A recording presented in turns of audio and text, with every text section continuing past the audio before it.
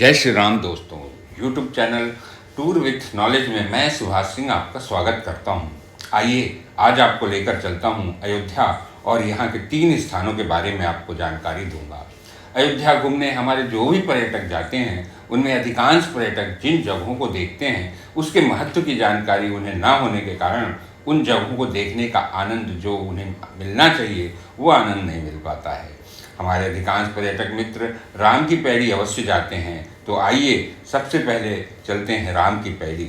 राम की पैड़ी के बारे में एक कहावत है कि एक बार लक्ष्मण जी को तीर्थ पर जाने की इच्छा हुई, जिसकी चर्चा उन्होंने भगवान राम से की, तो भगवान राम ने राम की पैड़ी का निर्माण करवाया और कहा कि यहाँ पर सभी तीर्थ स्नान करने आएंगे।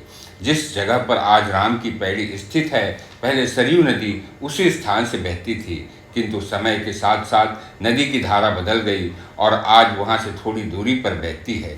सरयू नदी से पंप द्वारा कृत्रिम रूप से पानी इस राम की पैड़ी में लाया जाता है और कृत्रिम रूप से राम की पैड़ी का निर्माण किया गया है।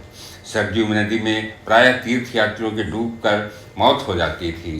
साथ ही साथ यह भी धारणा थी कि पहले राम के समय में सरयू की धारा इसी स्थान से बहती थी, इसलिए क्यों न कृत्रिम रूप से सरयू नदी को यहाँ से बहा करके राम की पैड़ी का निर्माण किया जाए। वर्तमान में इसकी सफाई की जा रही है। इन घाटों का निर्माण उत्तर प्रदेश सरकार द्वारा 1984 में किया गया था, जबकि भवनों का निर्माण सन 1750 में अवध के दूसरे नवाब सफदरजंग के मंत्री नवल राय के द्वारा करवाया गया था। राम की पैड़ी में भवनों घाटों के अलावा एक महत्वपूर्ण दर्शनीय मंदिर है नागेश्वर नाथ का मंदिर। इस मंदिर की सबसे महत्वपूर्ण विशेषता यह है कि मंदिर के शिवलिंग की स्थापना भगवान राम के पुत्र कुश द्वारा करवाई गई थी। भगवान नागेश्वर नाथ की स्थापना यहाँ पर कैसे की गई, इसकी भी एक मान्यता है। एक समय की बात है जब सरयू नदी में इसी स्थान पर भगवान राम के पुत्र कुश जी स्नान कर रहे थे, तभी उनके बाजूबंद सरयू नदी में गिर गया, जिसे एक नाग कन्या लेकर नागलोक चली गई, जिससे कुश नाराज हो गए और समूल नागलोक नष्ट करने के लिए उन पर आक्रमण कर दिया। तब नागराज प्राण रक्षा हेतु भगवान शंकर से विनती करने लगे।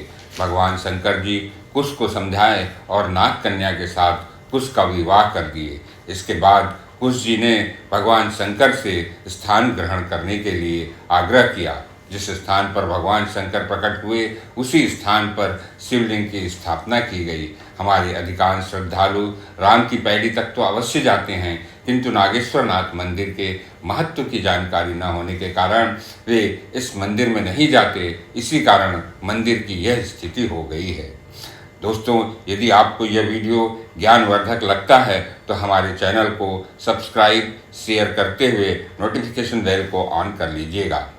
अयोध्या में एक और देखने लायक स्थान है मणि पर्वत। यहाँ पर भी हमारे बहुत से पर्यटक नहीं जाते, क्योंकि इसका महत्व बहुत से कम लोगों को मालूम है। दोस्तों, अयोध्या से लगभग 3 किलोमीटर दूर मणि पर्वत स्थित है। इसके बारे में 2 कहावतें प्रचलित हैं। पहला, जब भगवान राम और रावण के बीच में लंका में युद्ध चल रहा था, तभी लक्ष्मण जी को एक शक्तिबाण लग जाता है। तब उनकी जान बचाने के लिए हनुमान जी हिमालय से संजीवनी बूटी का पहाड़ लेकर के अयोध्या के ऊपर से उड़ते हुए जा रहे थे। तभी अयोध्या शहर से बाहर एक कुटिया में रहकर अयोध्या का शासन चला रहे भरत जी ने शत्रु समझकर गलती से हनुमान जी पर बाण चला दिया।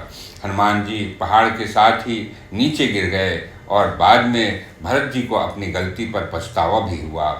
जिस समय हनुमान जी पहाड़ी लेकर के नीचे गिरे, उसी समय उस पहाड़ का एक टुकड़ा मणि पर्वत के रूप में यहाँ पर छूट गया, जिसे आज हम मणि पर्वत के रूप में जानते हैं। एक दूसरी कहावत यह भी है कि गौतम बुद्ध जी अयोध्या के इसी स्थान पर रहकर साधना कर रहे थे और विशाखा नाम की अपनी उपासिका को धम्म की शिक्षा दी थी। खैर, जो भी हो, यह अपने अपने विश्वास की बात है। मणि पर्वत की ऊंचाई 65 मीटर है और ऊपर तक जाने के लिए पक्की सड़क भी बनी है, किंतु वहां तक आपको पैदल जाना होगा। पर्वत के ऊपर हनुमान जी का एक छोटा सा मंदिर है। विशेष बात यह है कि यहाँ से पूरा अयोध्या शहर, हनुमानगढ़ी, राम दरबार मंदिर स्पष्ट दिखाई देता है। आपको अयोध्या से मणि पर्वत जाते समय रास्ते में वह फेंसिंग भी दिखाई देगी जिसे कोर्ट के आदेश के बाद राम जन्मभूमि की सीमा या सुरक्षा दीवार के रूप में लगाई गई थी।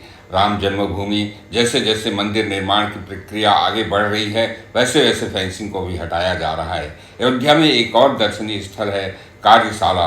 जब राम जन्मभूमि का फैसला नहीं आया था, तब यहाँ तीर्थयात्री और पर्यटक बहुत जाते थे।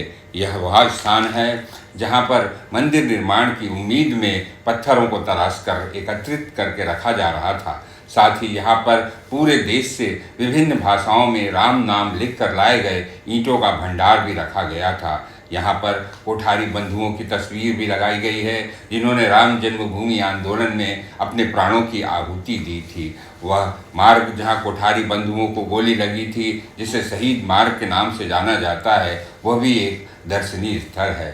दोस्तों, उम्मीद है अयोध्या से संबंधित ये जानकारी आपको अच्छी लगी होगी। यदि हाँ, तो कृपया इस चैनल को सब्सक्राइब और शेयर करते हुए कमेंट अवश्य करिएगा। धन्यवाद।